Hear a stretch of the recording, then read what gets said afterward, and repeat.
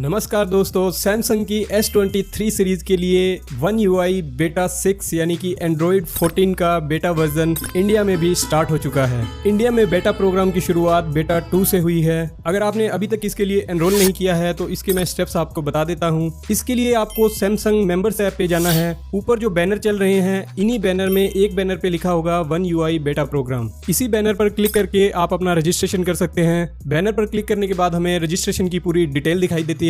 इस डिटेल को पढ़ने की आपको कोई जरूरत नहीं है क्योंकि इस वीडियो में हम पूरी जानकारी आपको दे देंगे। आपने वापस स्क्रॉल करके बिल्कुल ऊपर चले जाना है और जहां One UI बेटा प्रोग्राम का बैनर है वहां ज्वाइन नो बटन दिया हुआ है, उस बटन पे आपको क्लिक करना है। इसके बाद बेटा प्रोग्राम की पूरी डिटेल आपको दिखाई देगी। नीचे आपको एनरोल पे क्लिक करना है। इसके बाद नीचे कंटिन्यू बटन पर क्लिक करके हम एनरोल हो जाएंगे। बेटा प्रोग्राम में एनरोल होने के बाद आपको One UI 6 की अपडेट दिखाई देगी। इसके लिए आपको सेटिंग में सॉफ्टवेयर अपडेट पे जाना होगा। यहाँ डाउनलोड एंड इंस्टॉल पे क्लिक करके हम अपडेट के लिए चेक करेंगे तो देखिए हमारे लिए सॉफ्टवेयर अपडेट अवेलेबल है और ये One UI का 6 बेटा वर्जन है। यहाँ नीचे अपडेट इन्फॉर्मेशन में हम देख सकते हैं वर्जन इसका 6 दिखाई दे रहा है और इसका साइज लगभग 3 GB है और सितंबर की सिक्योरिटी पैच अपडेट है। तो दोस्तों यहाँ One UI 6 का जो बेटा 2 वर्जन है इसके सारे ऑफिशियल चेंज लॉग हैं वो यहाँ अवेलेबल हैं, ये शो कर रहा है। सबसे पहला चेंज लॉग है जो कि बेटा 1 में ही आ चुका था, न्यू बटन लेआउट का है। न्यू बटन लेआउट में हमें जो ऊपर वाईफाई और ब्लूटूथ के 2 टॉगल हैं जो वो काफ़ी बड़े दिखाई देंगे। नॉर्मली जो सैमसंग One UI 5.1 तक था वो अब सिस्टम चेंज हो जाएगा। हमें 2 टॉगल जो है वो काफ़ी बड़े दिखाई देंगे। पूरा क्विक पैनल है वो रिवैम्प्ड है। इसके अलावा instantly access the full quick panel का ऑप्शन भी है। अगर हम स्क्रीन पे राइट साइड से नीचे स्वैप करेंगे तो हमें पूरा क्विक पैनल है वो दिखाई देगा। पहले की तरह हमें 2 बार स्वाइप करने की जरूरत नहीं है। इसके अलावा क्विक पैनल में ही क्विकली एक्सेस ब्राइटनेस कंट्रोल है। बाय डिफॉल्ट ही अब आपको फर्स्ट स्वाइप पे नीचे दिखेगी। इसके अलावा एक बड़ा चेंज एल्बम आर्ट डिस्प्ले को लेकर भी है। जब भी कोई म्यूजिक या वीडियो प्ले होता है तो नोटिफिकेशन पैनल में जो उसका प्लेयर दिखाई देता है उसमें चेंजेस किए गए हैं जो कि काफी इंटरेस्टिंग है। नोटिफिकेशन में भी चेंज हुआ है। इसमें कोई भी नोटिफिकेशन है वो एक कार्ड के रूप में अलग से दिखाई देगा। इसके अलावा जिस भी एप्लीकेशन का नोटिफिकेशन है उसका जो आइकन है वो भी उसके सामने दिखाई देगा, बिल्कुल वैसा ही जैसा आपकी होम स्क्रीन पे दिखाई देता है। नोटिफिकेशन में ये एक बड़ा चेंज ये है कि अब आप अपने जो नोटिफिकेशन है उसको टाइम के हिसाब से सॉर्ट कर सकते हो। इसका फायदा ये होगा कि जो न्यूएस्ट नोटिफिकेशन है वो आपके बिल्कुल टॉप में दिखाई देंगे। लॉक स्क्रीन में भी एक चेंज है। अब आप लॉक स्क्रीन में जो क्लॉक दिखाई देती है उसकी पोजीशन आप चेंज कर सकते हैं। उसी के अकॉर्डिंग जो नीचे आइकन है वो भी अपनी पोजीशन चेंज करते रहेंगे।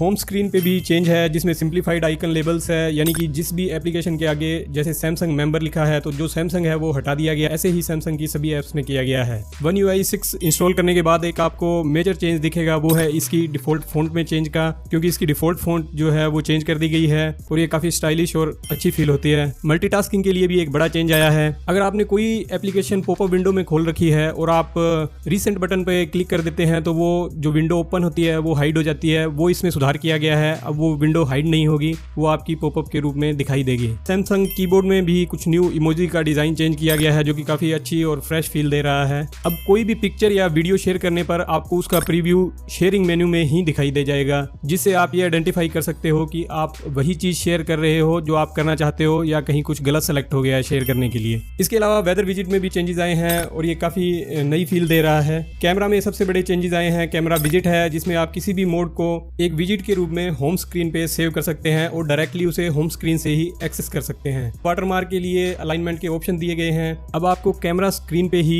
एक रेजोल्यूशन बटन दिया होगा जिससे आप फोटो या वीडियो का रेजोल्यूशन चेंज कर सकते हैं। वीडियो का साइज चेंज करने का ऑप्शन भी अभी आपको यही मिलेगा। जब भी आपने ग्रिड मोड ऑन किया होगा तो आपको एक लेवल की लाइन भी दिखाई देगी ताकि आप फोटो को ज्यादा प्रिसाइजली अलाइन कर सकें। फोटो या वीडियो के लिए जो इफेक्ट अप्लाई करते हैं वो भी आपको कैमरा की मेन स्क्रीन पे ही मिल जाएंगे। स्कैन डॉक्यूमेंट का फीचर है वो स्क्रीन ऑप्टिमाइजर से सेपरेट कर दिया गया है। अब स्क्रीन ऑप्टिमाइजर ऑफ होगा तभी ये आइडेंटिफाई कर पाएगा कि ये डॉक्यूमेंट है और इसे स्कैन करना है। कैमरा में ही क्वालिटी ऑप्टिमाइजेशन का ऑप्शन दिया गया है जिसमें मैक्सिमम, मीडियम और मिनिमम दिया गया है। मैक्सिमम का मतलब हाईएस्ट क्वालिटी है। मिनिमम का मतलब ये है कि आप picture as quickly as possible आप टेक कर सकते हैं, लेकिन इसमें क्वालिटी शायद कॉम्प्रोमाइज हो जाए। ऑटो FPS की सेटिंग भी वीडियो के लिए दी गई है। ऑटो FPS से लो लाइट में ज्यादा बेटर क्वालिटी के वीडियो रिकॉर्ड होते हैं। इसके लिए सेटिंग दी गई है कि आप इसे टर्न ऑफ भी कर सकते हैं या केवल 30 FPS वाले वीडियो या 60 FPS वाले वीडियो के लिए ही यूज कर सकते हैं। कैमरा सेटिंग में ही एक और ऑप्शन आपको दिया गया है जो आप स्वाइप अप और डाउन करके कैमरा स्विच कर सकते हैं, यानी कि स्वाइप अप या डाउन करने से आप फ्रंट और रियर कैमरा में स्विच करते हैं। वो अब ऑप्शनल है, आप चाहें तो इसे टर्न ऑफ भी कर सकते हैं। गैलरी में भी कुछ बड़े चेंजेस किए गए हैं। जैसे हम किसी इमेज को क्लिक करते हैं, यानी कि उस पर टैप करके किसी ऑब्जेक्ट को सिलेक्ट करते हैं, तो पहले ये ऑप्शन नहीं अवेलेबल था। अभी ऑप्शन अवेलेबल है कि आप उसे एज ए स्टिकर भी सेव कर सकते हैं और बाद में किसी भी इमेज या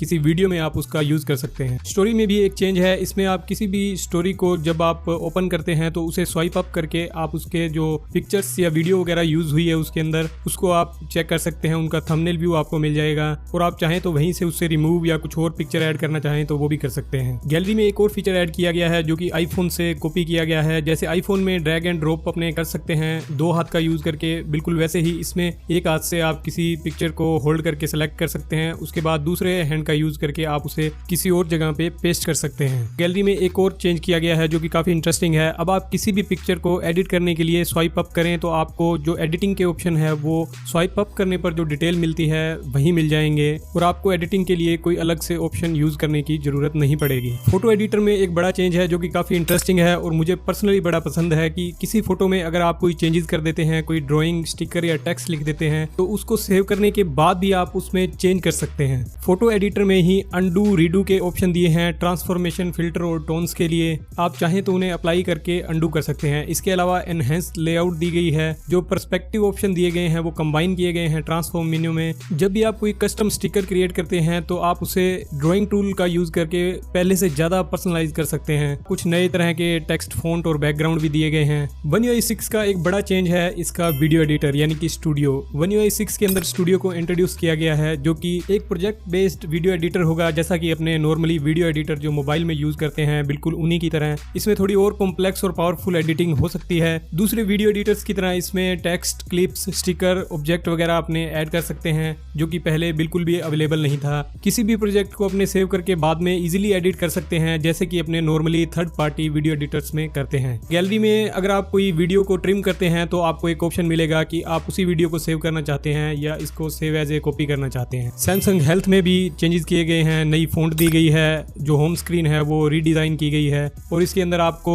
जो इन्फॉर्मेशन है जो सबसे ज्यादा जरूरी है, जैसे आपकी एक्सरसाइज के रिजल्ट वगैरह, डेली गोल या स्टेप्स वगैरह, वो आपको सबसे पहले स्क्रीन पे दिखाई देंगे। इसके अलावा इसमें जो वाटर इनटेक का एक ऑप्शन दिया गया है उसमें आप जो कप का साइज है वो कस्टमाइज कर सकते हैं। कैलेंडर ऐप में भी कुछ चेंजेस किए गए हैं जो कि काफी इंटरेस्टिंग है। जैसे एक शेड्यूल व्यू दिया गया है जिसमें अपकमिंग जो इवेंट्स है, टास्क या रिमाइंडर्स हैं वो आपको क्रोनोलॉजिकल ऑर्डर में दिखेंगे। कैलेंडर ऐप में ही आपको रिमाइंडर दिखाई देंगे, आपको अलग से रिमाइंडर एप्लीकेशन खोलने की जरूरत नहीं है, आपको वही सारी चीज आपको कैलेंडर में भी दिखाई देगी। कैलेंडर में ही 2 हैंड मूव या कॉपी वाला ऑप्शन दिया गया है। कैलेंडर के अंदर मूव का ऑप्शन है कि अगर आप किसी इवेंट को आगे शिफ्ट करना चाहते हैं तो एक हाथ से आप जो इवेंट है उसे सेलेक्ट कर लीजिए और दूसरे हाथ से आप स्वाइप करके जो डेज हैं उन्हें सेलेक्ट करके किसी भी डे में उसे पेस्ट कर सकते हैं। कुछ छोटे छोटे चेंजेस हैं, जैसे रिमाइंडर ऐप में लिस्ट व्यू दिया गया है, रिमाइंडर की नई कैटेगरी दी गई है और जब भी आप कोई कंटेंट रिमाइंडर से शेयर करेंगे तो उसे पहले आप एडिट अच्छी तरह से कर सकते हैं। इसके अलावा आप रिमाइंडर क्रिएट करते टाइम कैमरे का यूज करके किसी पिक्चर को भी क्रिएट कर सकते हैं। साथ ही साथ पूरे दिन का जो रिमाइंडर है वो भी आप लगा सकते हैं। One UI 6 सैमसंग इंटरनेट के लिए भी कुछ चेंजेस लेके आया है, जैसे बैकग्राउंड में वीडियो प्ले करने वाला, जैसे कि सैमसंग डेक्स का अगर आप यूज करते हैं तो जो